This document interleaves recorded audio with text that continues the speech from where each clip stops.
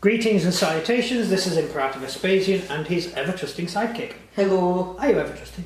No. No, okay. And someone who doesn't really trust me all that much, sidekick. Yeah. Today we've got some peasants from Gripping Beast. These are not from my own collection.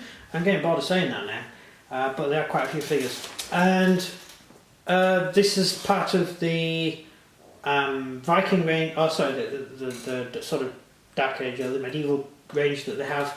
And these are just sort of peasants who you can use in any game. You can just have them stood around the battlefield or fighting in a militia unit. You could add a few of these to a militia unit if you like.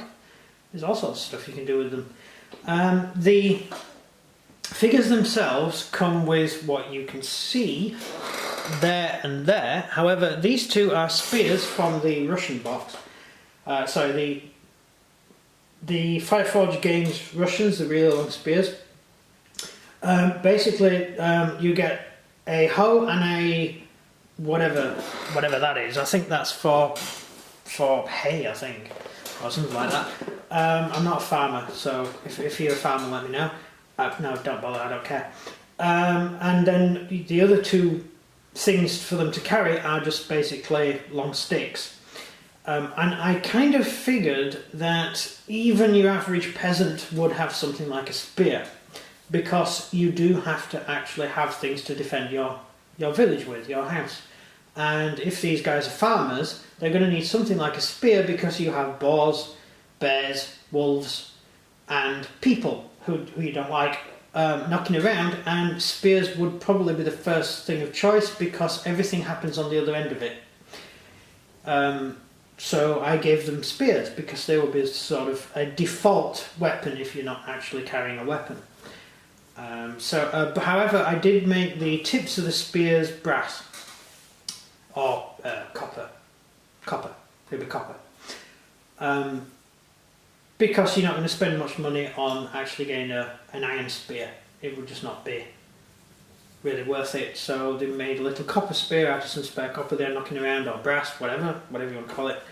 And that's what they are. So useful little figures. You could have them dotted around the battlefield, as I said, or whatever.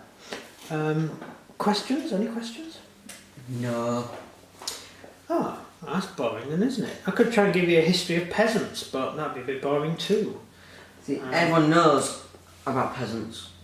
Not really. No, everyone sort of thinks that peasants just grubbed around in the soil. Yes. Peasants were the workers. It was actually a caste system, and peasants were at the bottom, and you didn't have to stay on the bottom. You could rise above until the Normans, of course. Oh, and the Normans made it so you had to marry your way in. Yes, to higher. The Normans ruined Britain. In fact, the Normans ruined France as well. The Normans ruined every single place they went to, let's face it. If it wasn't for the Carolingians, the Normans would pretty much have destroyed Europe. They were awful. They couldn't run anything. Seriously, they were just pointless human beings who were relatively good at hitting people. And the only reason they used to win battles is because they used to hire soldiers to fight with But them. the people who invaded Britain weren't Normans, they were just mercenaries working for a Norman lord. A lot of them were peasants who were forced to fight. The Normans gathered up a lot of the peasants, the women and children, and put them in concentration camps, and said, if your husband doesn't come back, then you get killed. So if you ran away and tried to defect to the English, or you just ran away, whatever, they would kill your children. So if your whole army was destroyed? They would have killed. If the whole army was destroyed, then theoretically the king and everyone else would be dead as well, and someone would let them out. They killed all the women and children.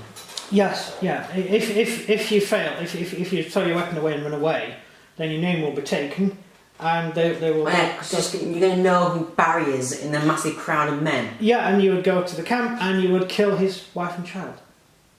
That's what the Normans How would did. you know it's that specific person? Because there weren't that many soldiers. And how did the Saxons lose? Because there weren't that many Saxons either. The Vikings invaded Britain with 8,000 men. That's it. That was the entire Viking army. And the Viking army didn't. No, it was only. Yeah, it was an army. Yeah. That's because Vikings were traders. I already said this. No, it's still just that. There just weren't many people around. There just weren't that many people. And the armies weren't that big. If you think of a modern army, you think of the modern British army, how many of those are actually men boots on the ground with a gun who fight? Most of them push paper, most of them fuel tanks, most of them hand out shoes. It's only a limited amount of people who actually fight. In knights, Holy Order knights, there would be about 6 men to every one knight. Just 6 camp followers to every one knight. You imagine the sheer amount of people involved, and yet it's just that one guy fighting.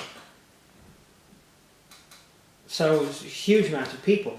Peasants, if we're going to talk about Saxon peasants, peasants under Saxon times, peasants were husbandmen, or they were drafted into the army.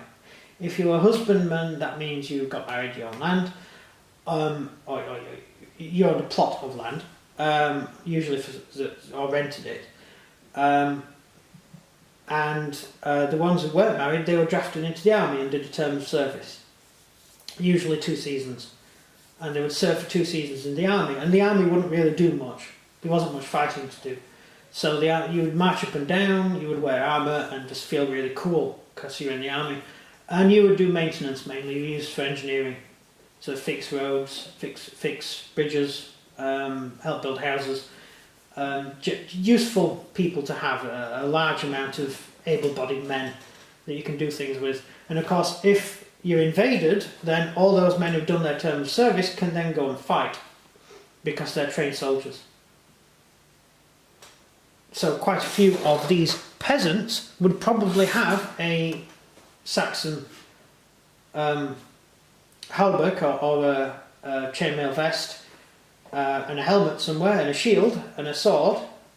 So a lot of villagers, at least half the men, would actually be fully trained soldiers, and would have their kit. Which is why the Normans had so much trouble. Does our army nowadays, keep their kit when they go home? No.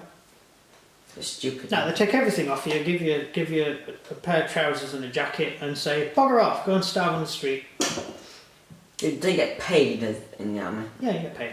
Then you don't really stand on the street then, do they? Yeah, but the money runs out, and it's very hard getting a job nowadays if you've been in the army. Why? Because you've spent those 2 years of your life in the army not doing anything else. Yeah, but you're a soldier.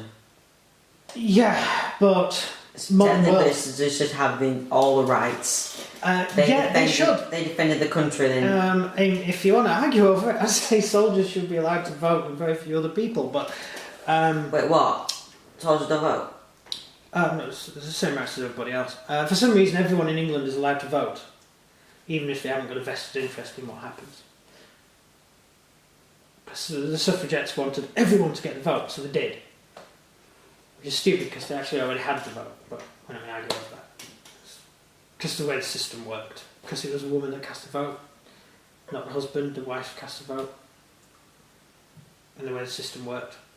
Yeah, but it doesn't matter because the same party is going to win for the next 10 years. So. Oh, in England now, as long as Labour is what Labour is today, I'm not going into that.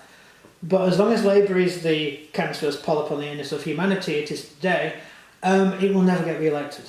Until they get social justice and communism out of the Labour Party, they will not get elected, which really, really, really annoys me, because that means the Conservatives, who were called the Nasty Party, remember, the Conservatives are going to be in power for the next 10, 15 years, possibly even longer.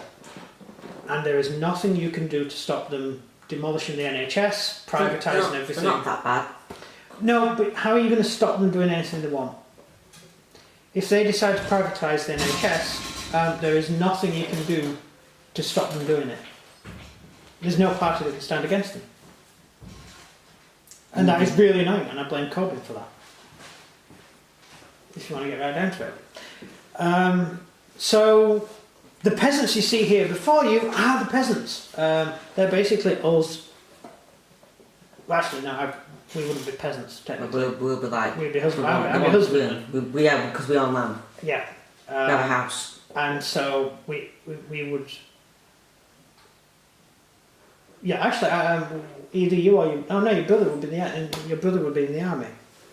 Oh, great! Then I see him ever again. Yeah, you usually put one brother in the army and one brother. If you had per son, you put one in the army and one on the farm. So you'd be a farmer. You're the master.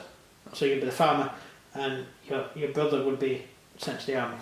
Well, why can't I go in the army? Because he's the firstborn, and the master, the youngest born, is the one who takes the land over. I don't want to own a farm. We don't live in Saxon England, so it doesn't matter. I wanted to own a farm if we were in Saxon. I would much rather been in the army. Would you? Yeah. Well, yeah, but you'd be career. So if you're landed gentry, you would be career in the military. One brother would be career in the military, the other one would be dealing with all the land. You'd have all these peasants living on your land who all have to pay taxes to you, because you have to pay your taxes to the king, remember? So you've got to gather all the taxes off them, which means you need to hire some people to do it, because some of them are bigger than you. So you have to have your own private guards as well to deal with it. And of course, if you're really going to raise taxes and not annoy people, you're going to have to pay for a pub being built. Because of course, what were the pubs originally? Get-togethers. No, it was to pay tax. People would tax farming. You would have someone who would say, "I will pay the taxes for everybody in my shire or everyone in my town. I'm going to pay the taxes for everyone in this town." Right? So I would pay the taxes to the king. I would give that money to the king, and that would be the tax of everybody. Right? I would then have to get that tax off of all the people who live in my town, the ones I've just paid for. And one of the cheapest and easiest ways of doing it is building a pub. Because the people go into the pub and get free beer. Or free mead, it would have been. They were talking about Saxon England. They would get free mead. But they would give money for the mead, and that would be the tax money. And you could actually turn a profit doing that. There's a reason that the British Army was drunk the whole time. I won that battle. Agincourt. Yeah, we won Agincourt because we were blind drunk. Yeah, the British Army was blind drunk. It scared the French. Didn't realise it had lost. But the British Army was famous for being drunk. There was a bunch of alcoholics. Vikings wouldn't actually drink before battle, whereas the Saxons would. Yeah, we won more. So before battle, the Vikings would abstain from drinking because they needed the wits about them. Whereas the Saxons would just be, "Oh, the Vikings have begun advancing, neck another keg of mead. Let's go, lads." Yeah, so there wasn't a shield wall, it was sort of the guys in front leaning backwards and the guys at the back leaning forwards because they were all too drunk to walk. And I reckon the reason we lost Hastings is because we ran out of beer. Yeah. Yeah, the mead train didn't arrive in time, and so we're all sober. We all stood there and people were throwing spears at us. The king wasn't completely blind drunk. Yeah. So that's why they lost. Yeah, that's why he didn't charge forward. Yeah. and hack William's head off, because he was like, "Hang on a minute, I might die. I'm not going to stand in the front line. Oh God, I've got a hangover." Yeah, that's what happened. That's actually what happened. Seriously, I went back in time and found out. Sorry, we're just waffling now. Anyway, these are the peasants. Please enjoy them. They're actually going to be quite useful. Unfortunately, they're not mine, so I didn't get to use them. But he's certainly going to find them useful, and I'm going to have to get some of my own. And you'll see them in battle later. So thank you very much for watching. Outro is yours. So if you enjoyed this video, please like and subscribe, and comment down below what you think of the peasants. Yeah, revolting, aren't they? Yeah, totally. Yeah. That's everything from me. And everything from him. Goodbye.